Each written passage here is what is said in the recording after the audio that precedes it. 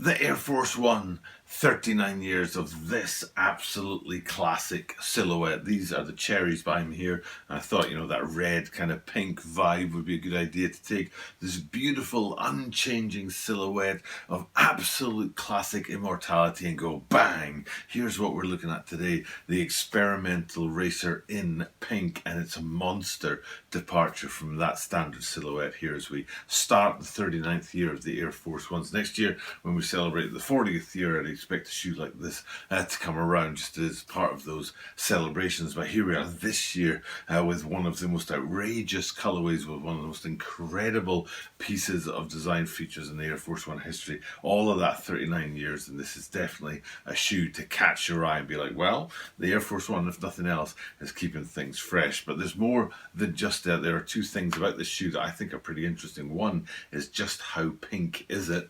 Not very is the surprising answer. And then the other thing about this is what feature on the shoe looks like it's just for show, but it actually isn't. Two really interesting questions to look at as we take a close-up look at this upcoming release and look at all the details and all the hits on the Nike Air Force One Experimental RACER in pink.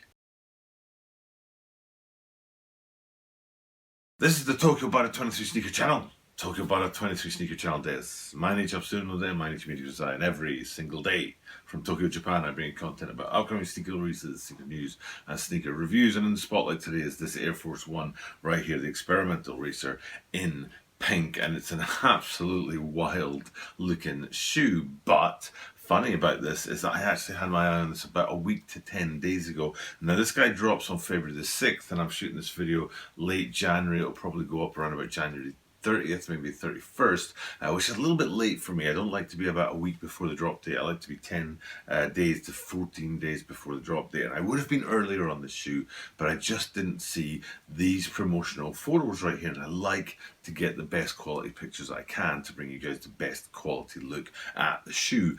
So I was waiting. I saw it, but it only came out with a couple of pictures. It really didn't do much for me, didn't spark much joy, as they say, in me. So I was like, I'm going to wait until the good ones come along. And one, I'm glad I did, because I'm going to be able to give you guys a great look at a great shoe. But I'm disappointed that I did, because already a lot more information is going out there, and I could have been a bit ahead of the curve on this one. But because I waited for the good pictures, then I have to suffer with being a little behind the curve. But that's not going to stop me talking about the shoe and showing you all the details on it that I just think are really incredible features, and some of them just amazing. Those two major questions, just how pink is it, and also what feature on the shoe is actually not just design, but has an element of function. So let's get into the shoe and have a look at some of those details on this, and I'll take you through it bit by bit. And you know what I'll do is I'll start up high on the tongues, which often have classic Air Force One branding on there, or unique branding. If it was a standard Air Force One, it would say Nike Air Force One, and I always laugh about the double Air in there. Or if it was something like the Craft, it would have AF1 up there. But in the case of these guys, it doesn't have anything up there, but it does have both answers to my question. Question number one, just how pink are these shoes? When I first looked at these, like I said, I saw a sort of early picture, and I was thinking about doing a video based on that. I thought, nah, I'm going to wait a little bit longer. And so I just sort of, put it into the back of my mind. And in my mind, I thought of this as being a very just totally pink shoe, but it turns out that it's not. There's a lot more going on there, and there's some really distinctive hits of color that we'll get into. And we'll start with that up on the tongue here. You can see it's a gray tongue, and on top of that, it's an unbranded tongue, because it doesn't have any Air Force One or AF1 or anything like that up there. And on top of that, it's a reconstructed tongue, because the structure of the tongue is very different from anything you would have seen a normal Air Force One. So it's three really big details in this shoe. And answering that question about the pinkness of the shoe, here's one place where it isn't pink and it's grey.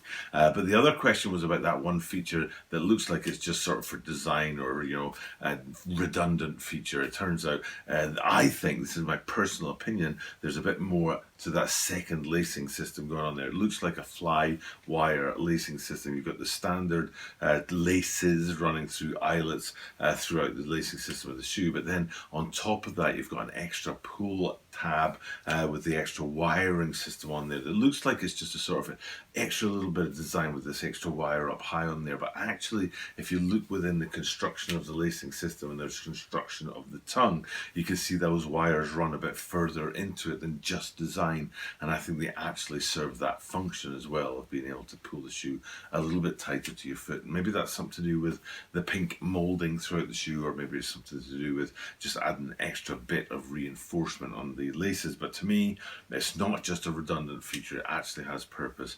And right on there you've got those two answers that I was talking about, that one thing that actually has more of a story to it than we thought, and the more colours that there are on these shoes. So now we're going to get into that pink bit, and then we'll get into some of those other colours later. So first things first, we're going to roll it down from the laces not too far to go to the toe, and it's really interesting to me because the toe on Air Force One has those perforated ventilation holes in that kind of standard layout or patterning up there. And this picture here, and hopefully zooming in on it, will show you that that pink layer of mold that comes on top of the shoe is actually not punched through those perforated ventilation holes on the toe. And you can see here there's a little dip right on the edge that shows you that it covers the hole and it does dip into it but doesn't actually perforate through.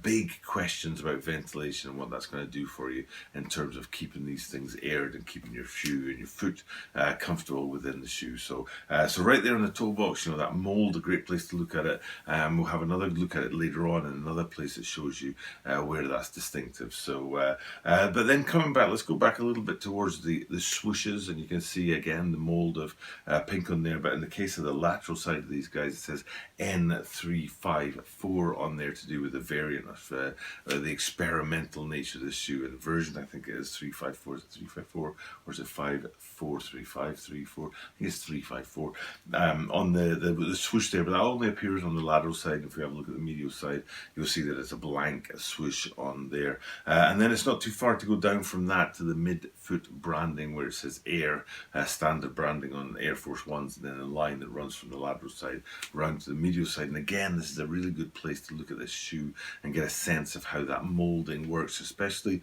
if you look along the mid-foot or the midsole of the shoe. You can see some points where that rubber coating sort of meets the outsole unit, and it gives you an idea of what it's made of and how it's layered and things like that.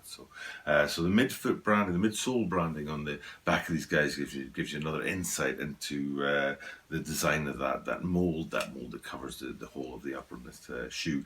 And that's not too far to go to the back of the shoe for another hit of colour on these guys. Actually a double hit of colour, and we start up high with the yellow pull tab on the back there with a sort of deep kind of dirty yellow feel to it, but then you drop down from that real low to a big panel across the bottom half of the heel, and that's in Volt, a very bright popping hit of Volt. So there we've got two more colours to offset that pink, but the main offsetting of the pink on these shoes is something that I'm just not a huge fan of.